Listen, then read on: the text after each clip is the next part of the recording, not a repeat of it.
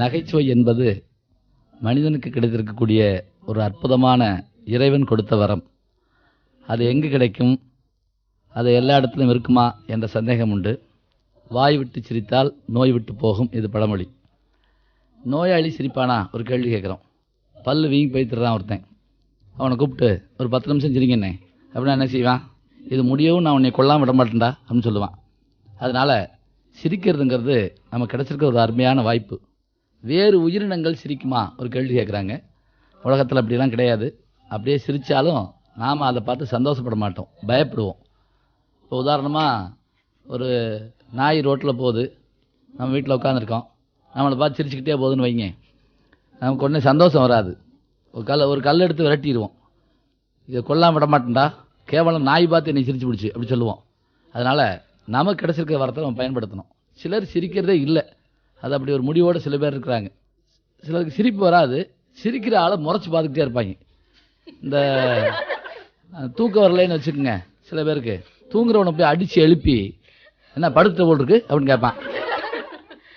ஒரு மனைவி கணவனை அடித்து எழுப்பியிருக்காங்க. படார்னு எந்திரிச்சு என்ன என்ன அப்படின்னு இருக்கான். தூக்க மாத்திரை சாப்பிடாம படுத்துட்டீங்க அப்படின்னு சொல்லிச்சான். அதான் தூங்குறான்னா விட்டுற வேண்டியதானே, எழுப்பியா தூக்க மாத்திரை கொடுப்பாங்க. இதெல்லாம் உண்டு. இந்த நகைச்சுவைக்கான களம் எங்கே இருக்குது அப்படின்னு ஒரு கேள்வி கேட்குறாங்க. அது எல்லா இடங்கள்லையும் இருக்குது, நாம் தேடணும் எங்கே இருக்குது நகைச்சுவை அப்படின்னு.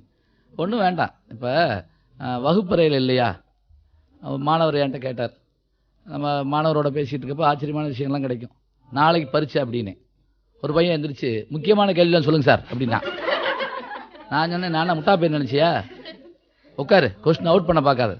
இன்னொரு பையன் எந்திரிச்சான், அவன் கிடக்குறான் சார், நீங்கள் முக்கியமில்லாத கேள்வி சொல்லுங்கள் சார் அப்படின்னா. ரெண்டும் ஒன்று தான். இவன் என்னமோ நம்மளை காப்பாற்ற போகிற மாதிரி கூட இருந்து ஏதாவது ஒன்று கேட்பான். அதே மாதிரி வகுப்பில் போனவுடனே எடு நோட்டன்னு சொல்லக்கூடாது, கொஞ்சம் நேரம் அவனோட பேசிக்கிட்டு இருக்கணும். நான் ஒரு திருக்குறள் எழுதி போட்டேன். கற்றதனால் ஆய பயனன்கள் வாளறிவன் நற்றார் தொழார் எனின்.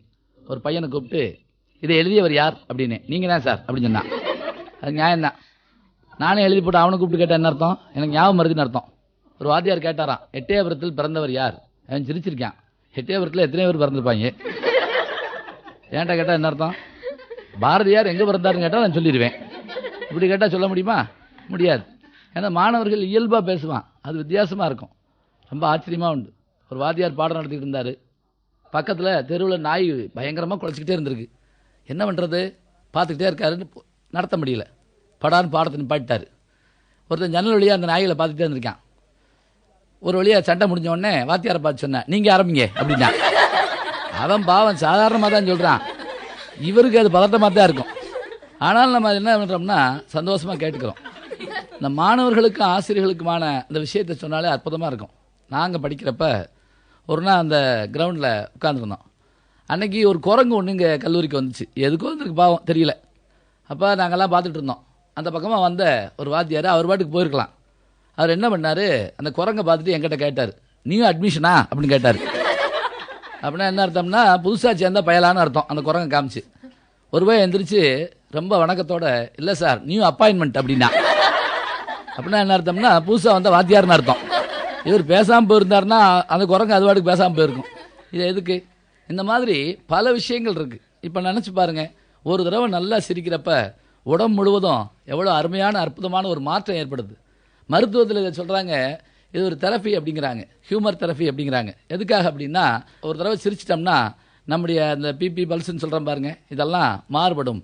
அதாவது நோய் நம்ம விட்டு விலகி போகும் அப்படி சொல்கிறாங்க.